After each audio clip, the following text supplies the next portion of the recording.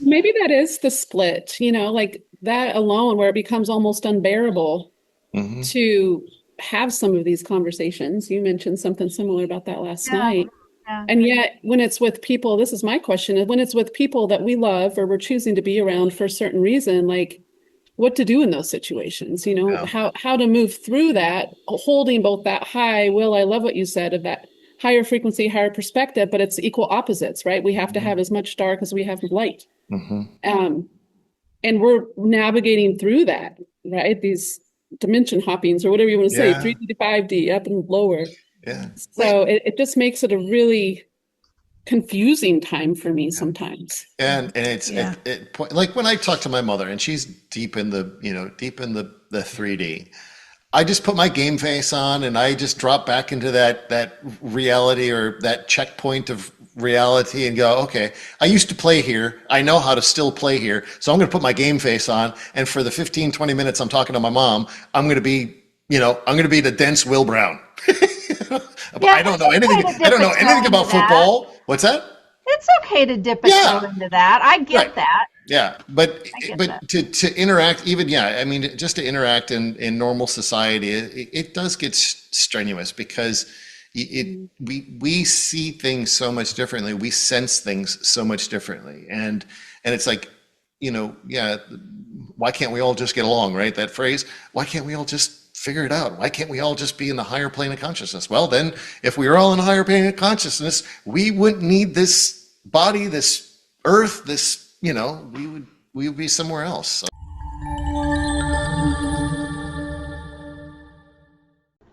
Hi, everyone. It's Candace Craw Goldman from quantumhealers.com. And before we get back to our conversation with Donna McMurtry and Diana Dare and Will and Allison Brown, I've got a few announcements to make. And here they are. So, first of all, I want everyone to know that we are holding our first immersion class of 2026, our Beyond Quantum Healing immersion class, May 31st to June 5th here in Wichita, Kansas. Now, this class is an immersion event for people who have already gone through the initial BQH course. So more information is below, link is below, but please know that that is our first immersion of 2026. The second piece of news I want to talk about is our information webinar, our quantum healing webinar that will be February 9th at 2 p.m. Central Time and the corresponding times that aren't Central Time. I only know Central Time really in my head, so that's all I'm going to talk about at the moment. Again, February 9th, 2 p.m. And this is going to be for quantum healers who are already quantum healers of all kinds, BQH people, QHHT people, and maybe people who are thinking they want to dip a toe into this world of quantum healing or just have questions about it. This is going to be a free webinar, and we only ask for registration, and the information will also be below the video.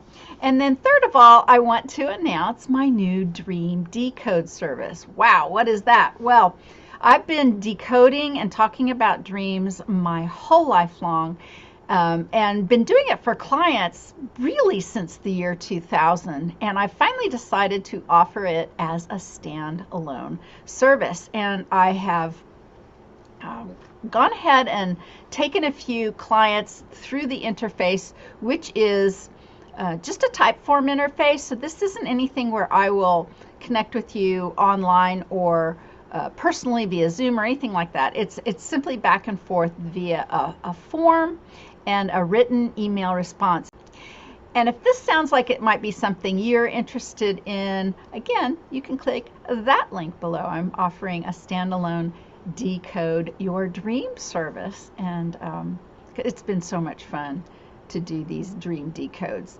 Some of them have really shifted people's lives, and some people have sent me dreams that weren't really dreams at all, and that's pretty fascinating. I believe they were experiences that were not dreams. Of course, there's all kinds of different dreams: precognitive dreams, lucid dreams, out-of-body experience dreams, dreams where you go to actual other realities. And then there's, of course, the regular dreams, which aren't anything not special. I think all dreams are special, and I've been talking about them for so long, I finally decided to start offering this service, and so I wanted to let you all know about that.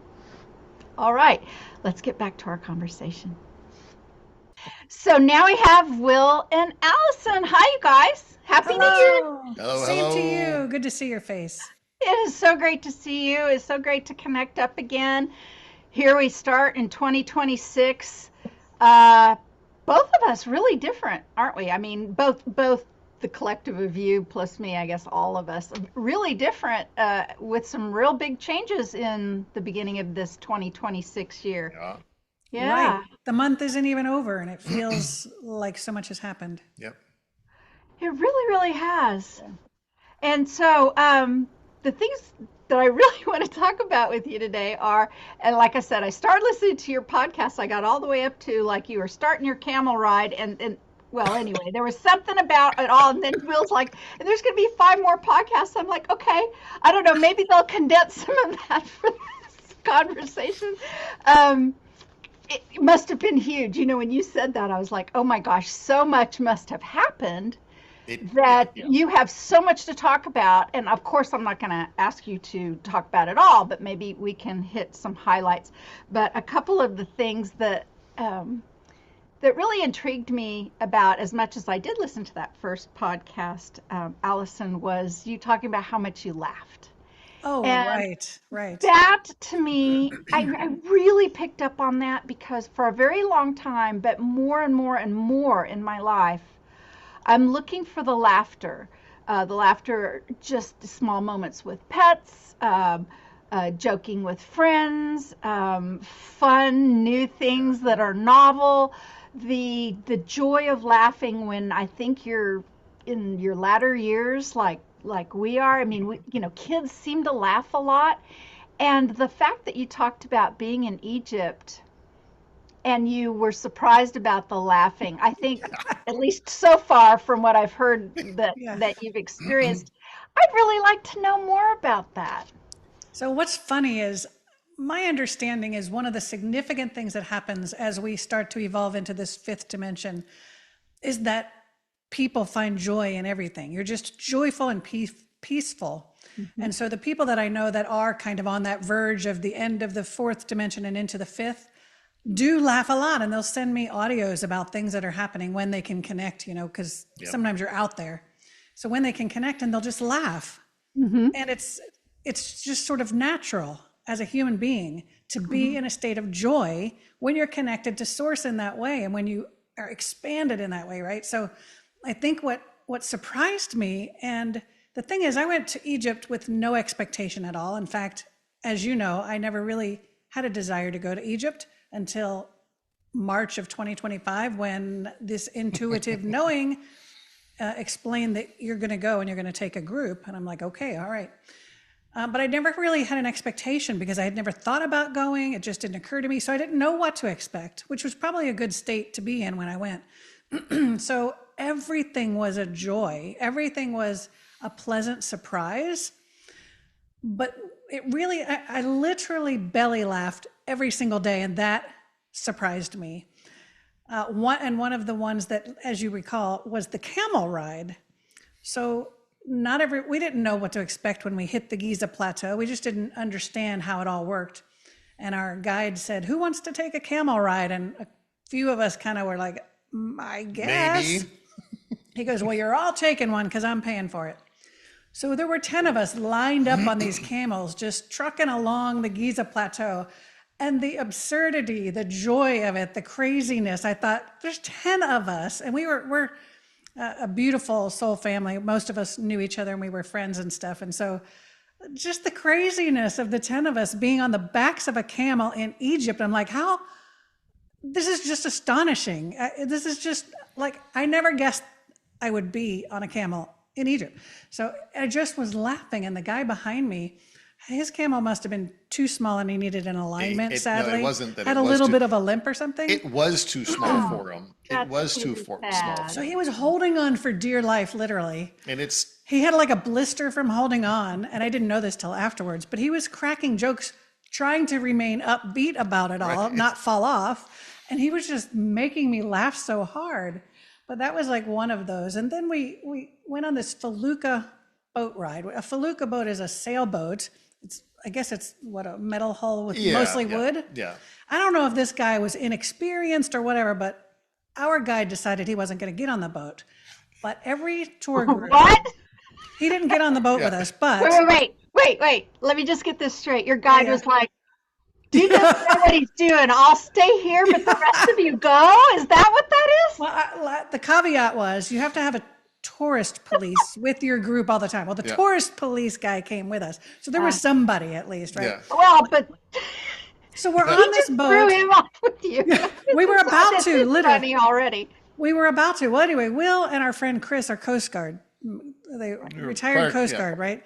So they know how to operate a boat, and this guy did not. And there was no motor. So we're trying to get out into the Nile from the dock, and it's only an hour-long boat ride. And he's like jumping from side to side on the boat, Just trying to get it into the channel. Get it into the Nile.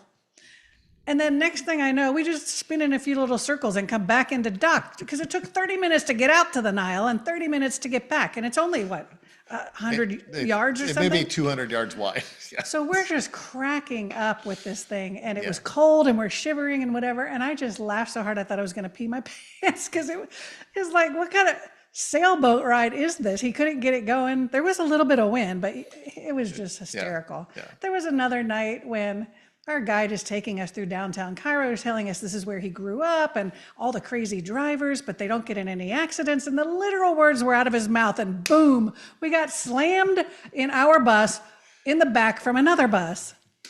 Another They said it. These were 3 separate days. Like every day something crazy happened. Yeah.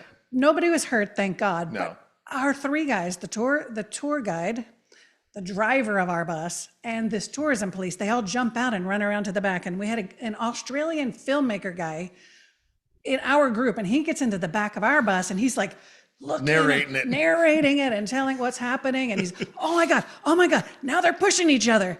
Oh my God. And then the group from the other bus was surrounding them all. It was just hysterical. And I thought to myself, if we were in America, somebody'd be shot by now, but it doesn't work that way in Egypt. It's hilarious. So they did a little shoving match, figured out what was going on. You were watching Egyptian bus drivers shove each other? Yes. Yeah. And then they get back, but that's the extent of it. Then they get back in the bus. I could just see it. And next thing I know, I see their bus, which was incapacitated, being pushed down the road By another bus. Trucking along. I'm like, oh my God, this is hysterical. In the meantime, we were trying to get back home to dinner, back to our hotel. And one of the girls, there was a little child, I guess, looking at our bus and looking at the windows and whatever. So she's feeding him sandwiches outside, out the window. It was just nuts. Anyway, So there were a lot of belly laughs, which is a good place. Well, hello. Fantastic. Well, we started without you because we didn't know what was going on. So hi. We almost went to the beach, and then I said, oh, I think we're supposed to be zooming. Yeah, is it a topless beach? Oh, no, wait. We see some streams. You do have clothes on. Right. Okay, just checking. Just making sure that because this is a family show now. Right. So we decided. Well, we didn't really know what was going on, and we'd roll you in the middle of a conversation, and if you showed up, so here you are. This is perfect. We don't know what's going on either. We're on no time, vacation time. That's so true. That's how we started. We started talking about time when we first closed in on getting together here. How weird time is, and we're talking about belly laughs. Are you having any where you are? And where exactly are you? We're in Chikala. It's about 2 hours north of Puerto Vallarta. Okay. And it's it's a little beach town, just a little sleepy fishing village.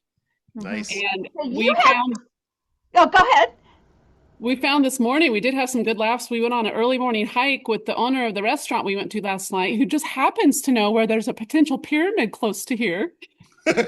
Oh, really? And a meteor crater and all this stuff. We were talking about past lives. He's pretty sure he's from the ocean. Like it was, of course. Awesome. Well, that's great because this, rolls right into what we're doing. But the first thing I want to ask you is, did you have some sort of psychic information to be down there while we're dealing with the snow and ice storm up here?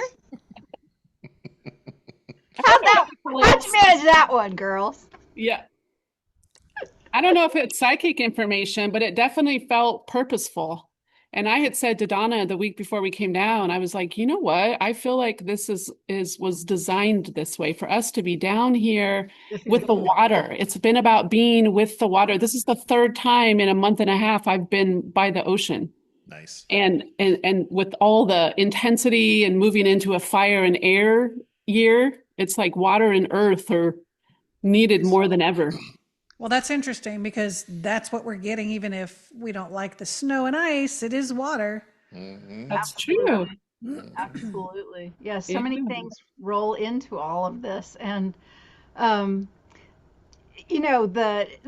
part that really made me think, well, I need to talk to both of you groups, the sisters and the other couple here, is because I've started this. You may or may not have paid much attention to this, but I started doing. I've always done this. I've been doing this for 26 years minimum, even my whole life, really. But offering actually official dream decodes, right? I mean, just kind of a standalone service, if you will. And so I've been collecting some of these, doing some of these decodes, which is a little different than analyzing a dream. I consider it much different because with some of them, I felt like I've stepped into it with the people and, some different things like that. But a member of our quantumhealers.com support forum, her name's Paula, submitted a dream, and then she shared it. And so she shared it publicly on our forum. And it was all about really Egypt and inner earth and being on this rock that opens up. Anyway, I know that Allison, you read that dream, and I thought, well, I've got to see if there's any connection here with the inner earth concept. I think there is. Oh, yeah. I know we've talked about it maybe briefly with the sisters, but you just came back from there, so I just wanted to see what you thought about all of these connections. Well, that's interesting. I know the ladies below here are well more versed in the inner earth beings than we are. That's not been a point of focus specifically.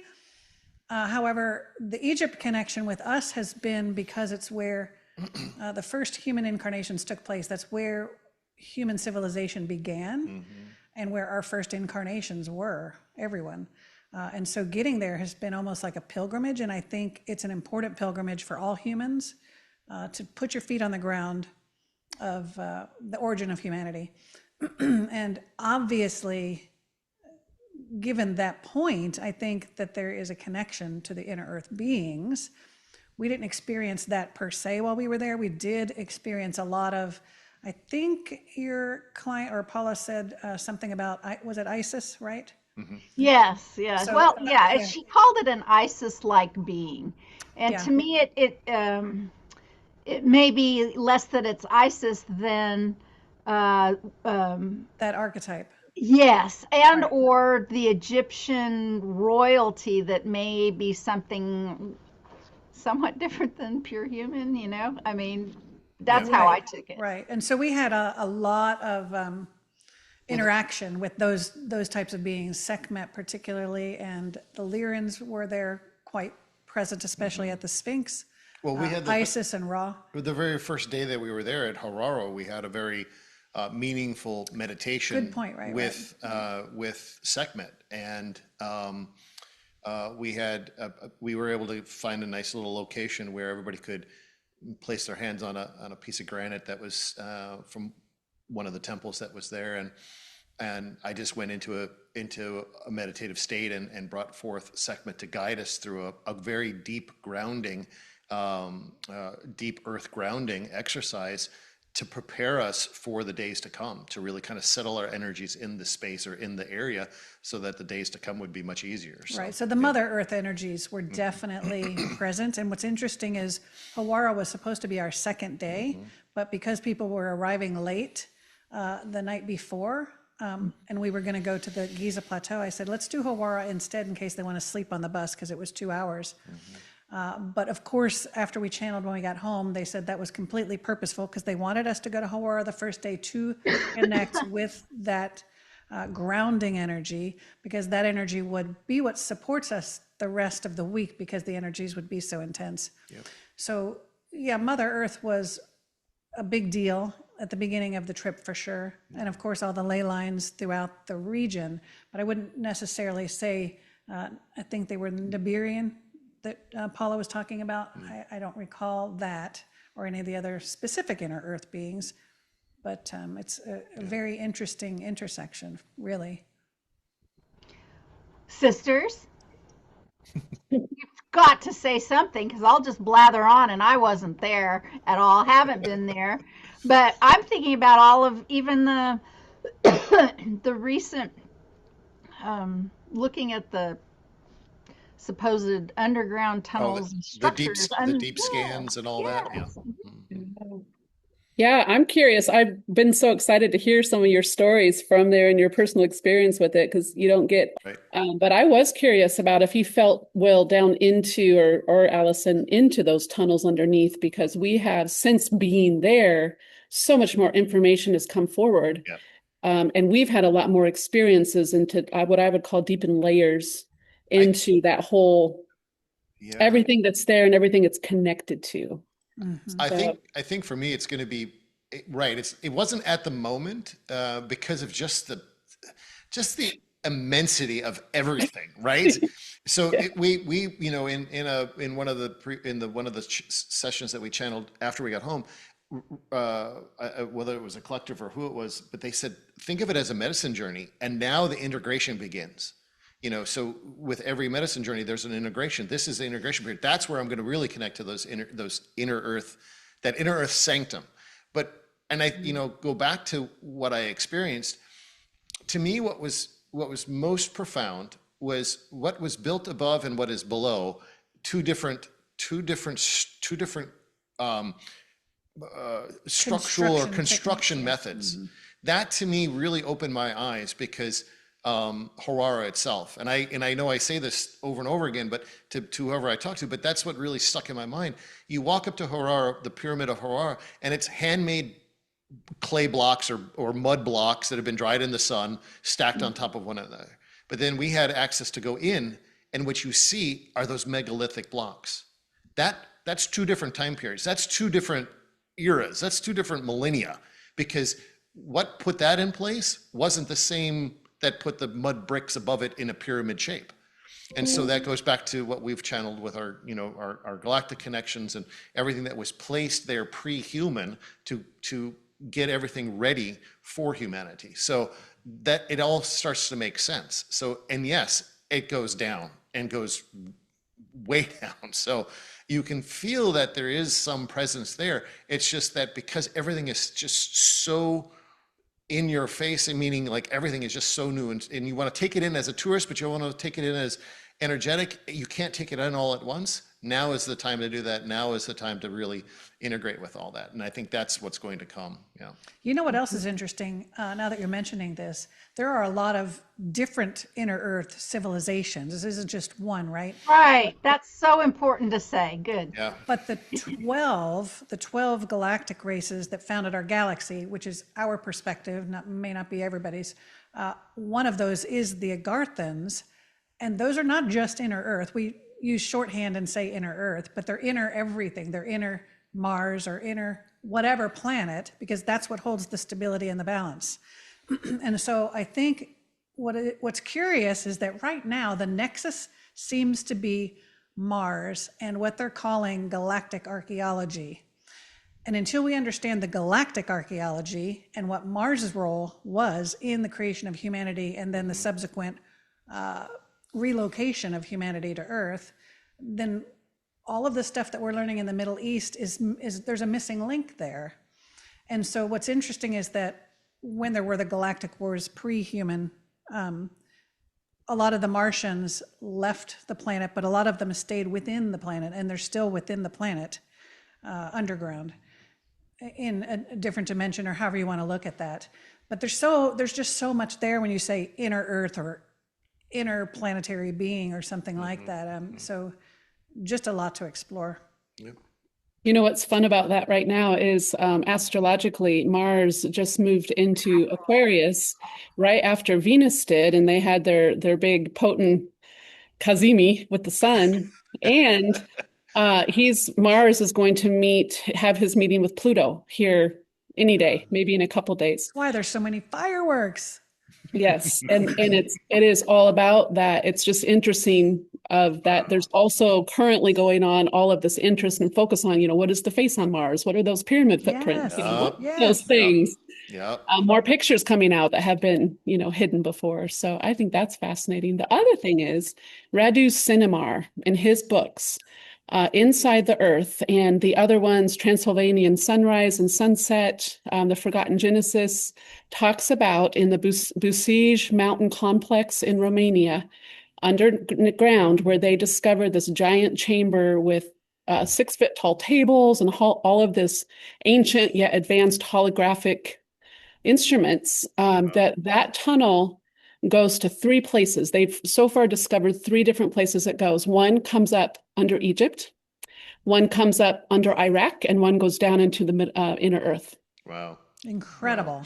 Wow. And there's tons of information, physical information, verifiable information where they have explored all those. They've explored all the tech, the militaries that are working together and have been discovering and exploring and trying to decode.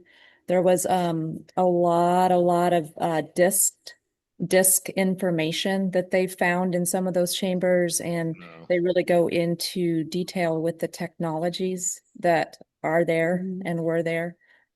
And yeah, the tunnel to Egypt comes up under the Giza Plateau, so it connects to some of the deepest layers underneath the Giza Plateau. So you're implying giants is what you're implying.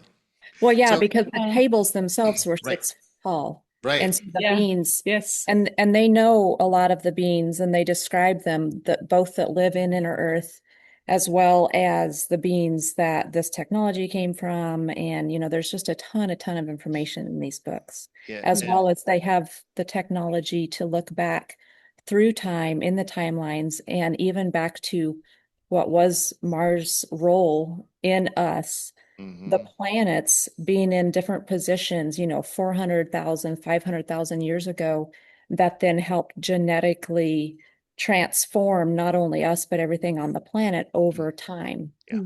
Which corroborates a lot of Zachariah Stitchin's work. Yes, in it's all of always his- been made so much fun of that, Well- they've thrown it out and thrown it out, calling it. Well, they did all that with the ancient aliens and, lost so much of it in all of his books and his actual research. Well, the reason I say, you allude to giants is because even our tour guide, he brought up the conversation about giants. He said there's, interestingly enough, he's a very, strict Muslim, but he knows the spiritual side. He knows the energy. He understands that all, and so he brought up at a couple different places talking about, not in depth, but just bringing up in conversation about giants. And so I had to ask him at a couple places, and one being, I believe, Karnak, one being Dendera. I said, I'm looking at the size of this stuff. This doesn't match me, 6'4" human, I said, are we talking giants? And he was like, no, he kind of just, he didn't want to say yes or no. But in my, you look at the size of these structures, I'm sorry. This wasn't built And they just look for like steps for giants, not for us. Yeah, I mean, there's And yet inside, so many places are so skinny, right, so short. right, like the crypts and all that, right? They're meant for small people, and then then you have the big giant halls, and it's just so both were living at the same time, and they were interacting and coexisting, and so there's a whole sub story of information there that we just don't know. There's so much. Yeah. So much coming out. Yeah. It's an I think exciting we're ready time. for it, right? I mean, I think we're ready for it. Yeah, you bring up the what did you say, the galactic or the archeology. So The galactic archeology. yeah, if we could somehow take the satellites that are doing the deep scans of the plateau into different regions, stick that on a rocket, send it over to Mars, I would love to see what's over there. Well, you know who the four-letter agency already has a lot of I pictures. get access to their files where they're already doing it. Exactly. We know Terabyte, you're doing it. right? Terabytes of information. I know it's there. So, yeah. I don't know. Do they really not think they really not trust us? I keep hearing about these theories of we wouldn't be able to handle it.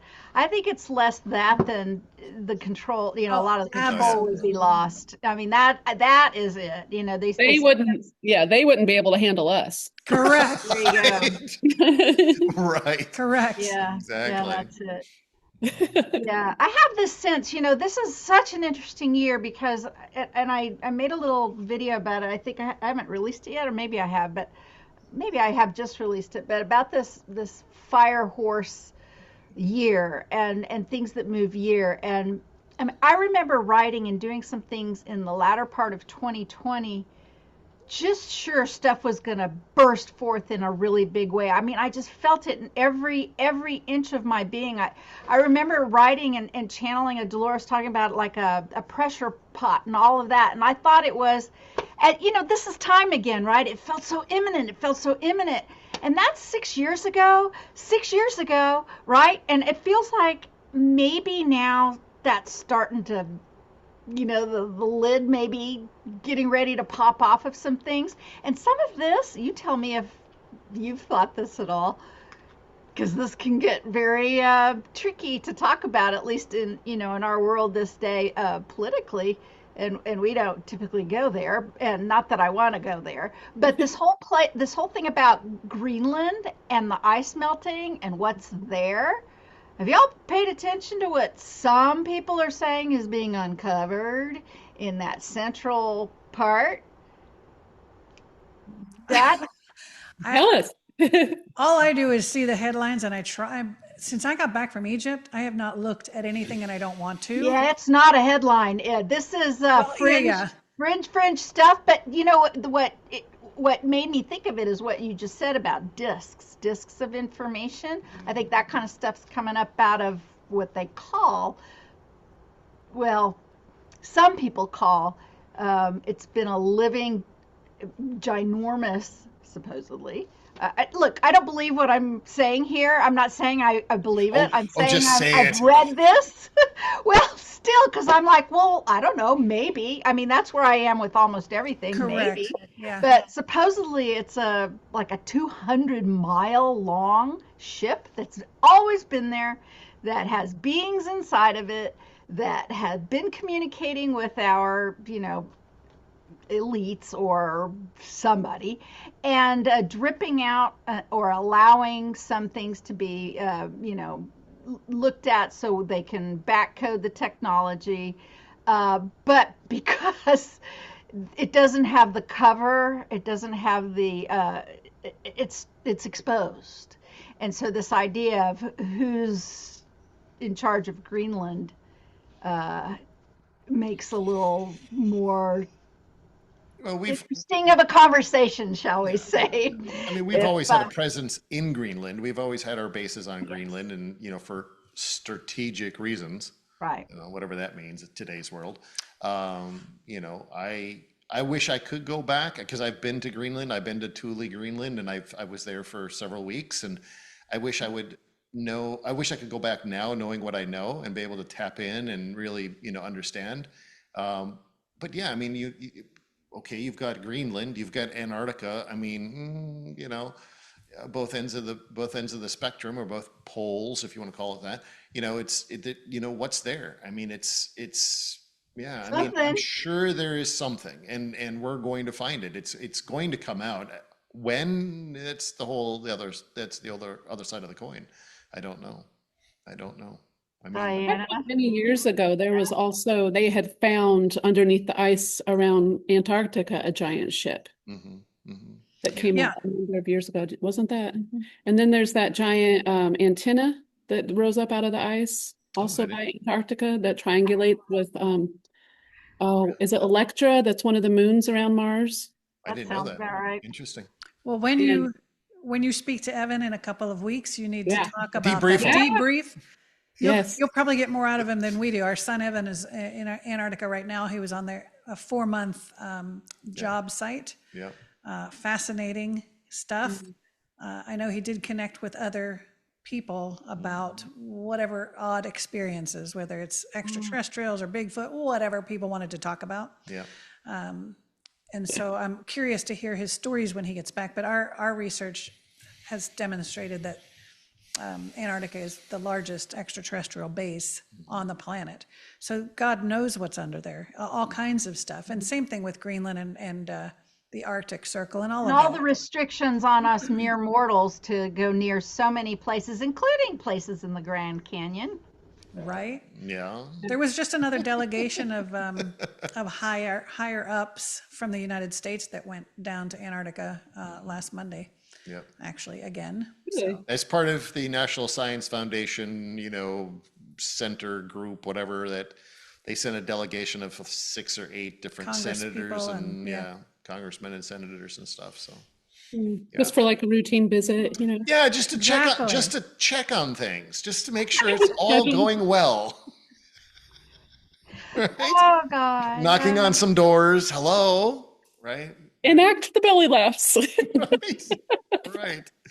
Yeah. I mean, and Perfectly back to normal, what nothing to see here. right, back to what you were saying, Candace, like they don't think we know, right? I mean, it's and it is hard to say, right? I mean, you can think of it in terms of our human thoughts and go, yeah, who knows? It's whatever. Maybe there is, maybe there isn't. But the ones that we allow our stream of consciousness to go well beyond our physicality. We do see things and we do get in touch with things and we understand things much differently. And it puts us, into a different paradigm of reality. And I so much enjoy that reality than the current reality. So it's, it's much more fascinating. So yeah, for sure. Yeah. Sometimes I think when people even talk about, even going back to Dolores's idea of the earth splitting or whatever, this split sort of, to me, I just talked about this with Lauren this morning. It seems to be a little bit to me. I mean, maybe this is just me pasting the idea on top of culture, but there's just a whole lot of people who are so focused on just, and I'm not talking about simple earth things because I love that and I'm all about that. I'm all about my feet feeling dirt and sun on my face and dealing with animals. I'm very much about enjoying myself physically on this planet. But just inane stuff, inane TV shows, who's fighting with who, this just almost infantile interest in these inconsequential minutia of I don't even know what. Like there's I seem to see that anyway, that, and maybe it's just the skewing of what the internet shows you, the junk or whatever. But then there's people who sit around and talk about this kind of thing, which of course is why we're here and why I love you all so much. You can think about it in what's coming to mind as you're saying that is really we are here talking about so much higher perspective, right? Such a higher plane of consciousness. Well, what would be the opposite of that higher plane of consciousness? A very dense experience. And so the higher our consciousness, and all of us sitting here, all of us that are, within the forum, doing our practitioner work and doing all that, we're bringing that consciousness level up. Well, there has to be a balance to that. And that's a much darker density. And so that's what also coexists. Hello there, fly. And In Greenland. He's agreeing. right. And so it is that counter, it's that balance. We have to have that balance. I mean, that's Right. our But existence. I understand what you mean, Candace. See, I'm still in the workforce and I have a very difficult time relating to typical conversations. So it's not like I have a bunch of good work friends because I don't have anything to talk about, because if I say anything in my realm, it'll blow their mind. Right. And so when they come and talk to me about which football team won, no offense to Tom, I know. He's up Or there Will's, watching. or Will's mom. Yeah. They want to talk about football or, I don't know, just any of that. Like you said, that stuff to me is inane. What's going on in Hollywood, or who's marrying who, Yeah. and or the royals, who doesn't like Meghan Markle now. I mean, like, I could give two shits. Oh, I know. And I don't get. but the minute somebody thrive on that. sits in my office and wants to talk about an extraterrestrial or a dream I'm they there had, for it. a dream they had, getting back to Yeah. dreams or things like Yeah. that, I'm all about it. Yeah. Maybe too enthusiastic, because then they're kind of like, yikes. Yeah. Yeah. Maybe that is the split, like that alone, where it becomes almost unbearable Mhm. to have some of these conversations. You mentioned something similar about that last Yeah. night. Yeah. And yet, when it's with people, this is my question, when it's with people that we love or we're choosing to be around for a certain reason, like what to do in those situations, Yeah. how to move through that, holding both that high, Will, I love what you said of that higher frequency, higher perspective, but it's equal opposites, right? We have to have as much dark as we have light. Mhm. And we're navigating through that, right? These dimension hoppings or whatever you want to say, Yeah. 3D to 5D, up and lower.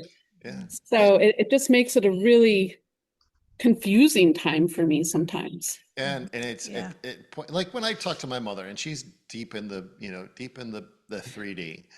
I just put my game face on and I just drop back into that reality or that checkpoint of reality and go, okay, I used to play here. I know how to still play here. So I'm going to put my game face on. And for the 15, 20 minutes I'm talking to my mom, I'm going to be the dense Will Brown. Yeah, I don't know anything. to dip I don't know a toe anything into about that. football. What's that? It's okay to dip a toe Yeah. into that. I get Right. that. Yeah, but I get but that. to interact, even, yeah, I mean, just to interact in normal society, it does get strenuous because we see things so much differently. We sense things so much differently, and it's like, yeah, why can't we all just get along, right? That phrase, why can't we all just figure it out? Why can't we all just be in the higher plane of consciousness? Well, then, if we were all in the higher plane of consciousness, we wouldn't need this body, this earth, this, we would be somewhere else. So I mean, it's a challenge, but I don't dislike people because of it or anything No, like no, that. no, not at all. Some of And my favorite times of the day are going through the grocery line. Really. I love having that I mean, I really, really like small conversations with people. I try not to have it be about the same stuff that maybe happened in front or behind me, about the price of something or I don't even know what. I try to find something funny or interesting or Yeah. kind or to point out. But some of this is reminding me of this, and I wonder if you guys have sort of noticed this. And I may have mentioned this to you guys privately at some point or not. I don't know. So this may be a repeat. But not long before Daddy died, maybe a week, it was one of the last times he was able to, with my help in a big way, get up out of bed and hit the bathroom on his own willpower and 2 feet. He sat at the edge of the bed and he was just laughing, and he was laughing and laughing and laughing. And I'm like, what are you laughing about? And he was like, oh, my dream. Now, Daddy and I our entire life, we'd have coffee in the morning. I mean, I'd have hot tea when I was a kid, but I joined him with coffee at some point, and we would talk about dreams even back then. So I've been doing this my whole life. But he kind of stopped that once he got into his middle 90s. And dementia started coming. He didn't share many dreams, sometimes every once in a while, but it had been a long time since he had said anything about a dream. And he was laughing. He was just, oh my God, it was the craziest dream. It was the craziest dream. And I'm like, what? And I mean, mind you, even 3 days prior, I thought he may be dead because of we knew we were in the last days. We knew it. But he had this complete moment of lucidity, and he's talking about a dream. And I'm like, do you remember the dream? Tell me your dream. He said, yeah. And he's laughing and laughing. He goes, well, it seems kind of bad, but ha ha ha. I mean, he's laughing, tears come out. He goes, the world ended. And he's laughing. And he's laughing. He goes, but here's the thing. It didn't matter. Wow. It didn't matter. And I mean, then he was dead in just 5 days. Yeah. I mean, and I started thinking, and I got goosebumps right now, but I started thinking too about I'm sure you all have heard the buzz about the geomagnetic excursion, right? And where the pole is and the flipping and the water and how that's been maybe up over the pyramids and all of this kind of stuff, right? And I'm really wondering, like, is any of that connected to some of what we're all talking about here? And I'm happy to hear your thoughts on that. Yeah. I don't know. I mean, Well, we just channeled again because people ask us about the pole flip all the time. So in regards to the pole flip, it's going to be quite a ways down. I know that there are certain people on X and so forth talking about it happening within 10 to 15 years. That's not what we're getting. It's going to be quite a ways out still. And that the humans, we're all evolving. Everybody that's on the planet is going up into the fifth dimension, and that it will happen after that. However, Earth is not going to be vacant. There will still be backfilled humans because you'll always have the opportunity to come to Earth to understand polarity and duality and to live in that if you so choose. This, again, is our perspective from what we have channeled. And so those are the humans that will be enduring the pole flip. So there's no fear.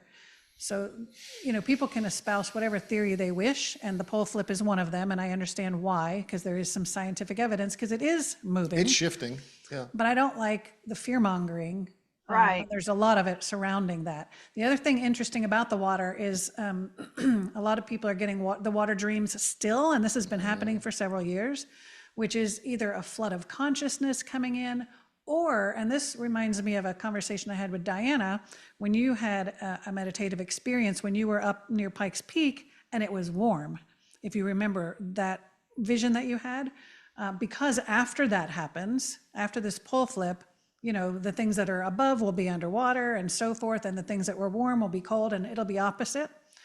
And so what some people are seeing in those dreams are visions of what that eventual outcome will look like. So what this other Earth will look like once we've ascended and they go through that pole flip. So there's, talking back about the dream, which is what we started on that topic, the water dreams can have several different meanings. And so it really is often dependent upon the context of the dreamer themselves and what it might mean for them. But there's so many metaphors here with the water and the dreams and all of it.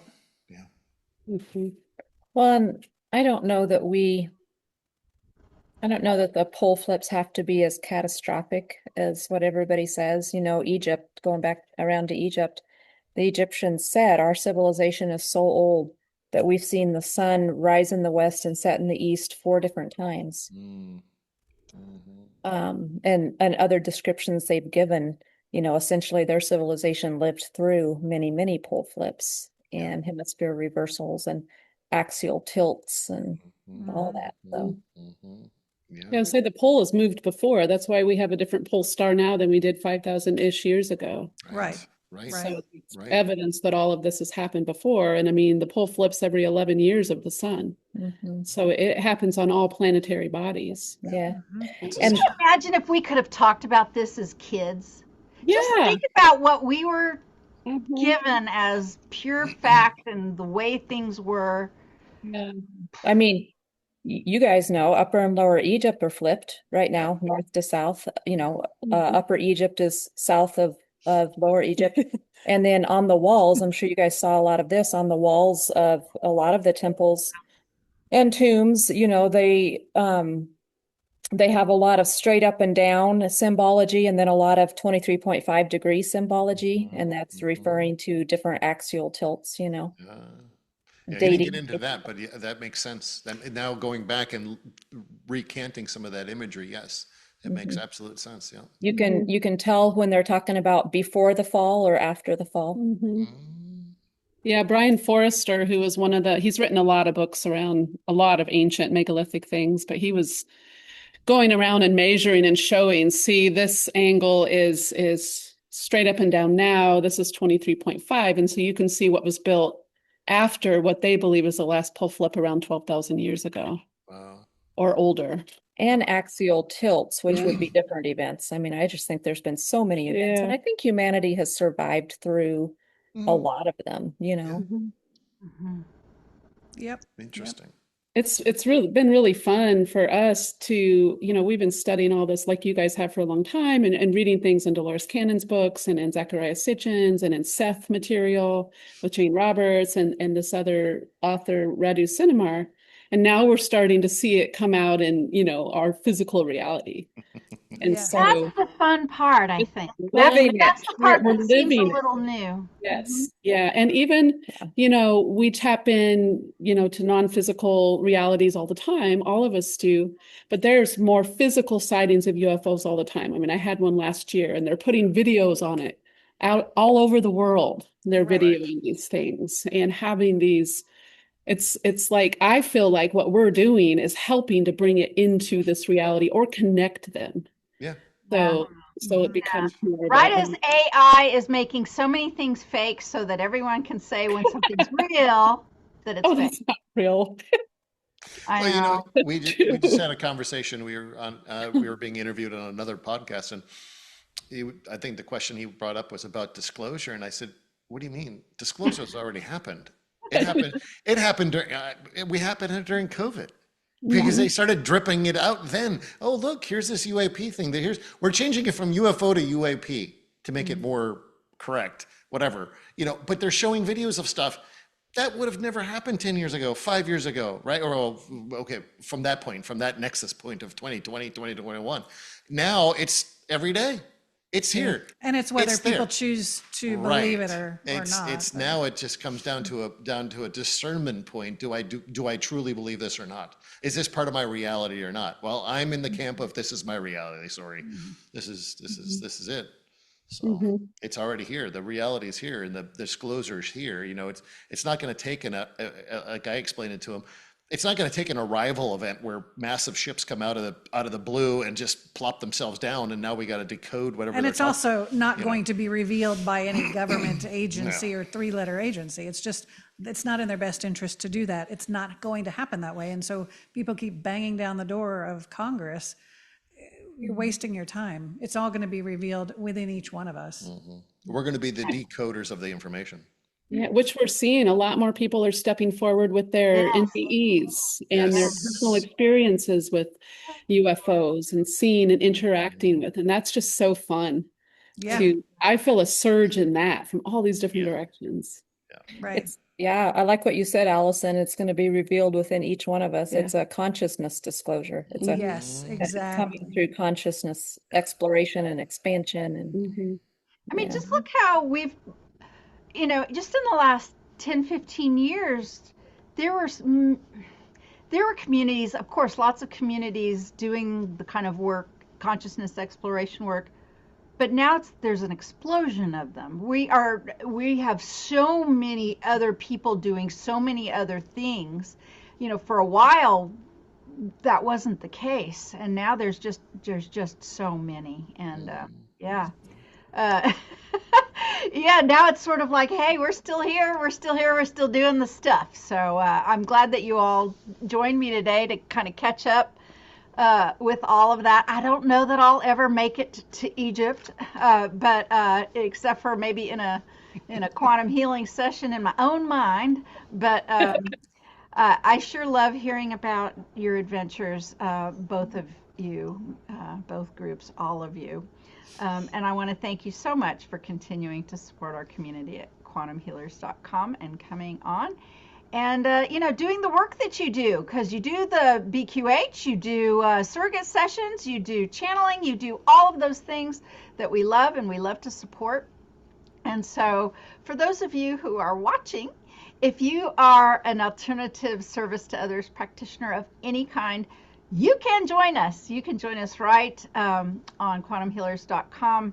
We have a directory listing service for people who provide service, and we have a community forum for people to get together and talk about all kinds of things, including all the stuff that we talked about here today. So I want to thank you all for being here and for joining us today. And until next time, See ya. Bye. bye. Thanks, Candace.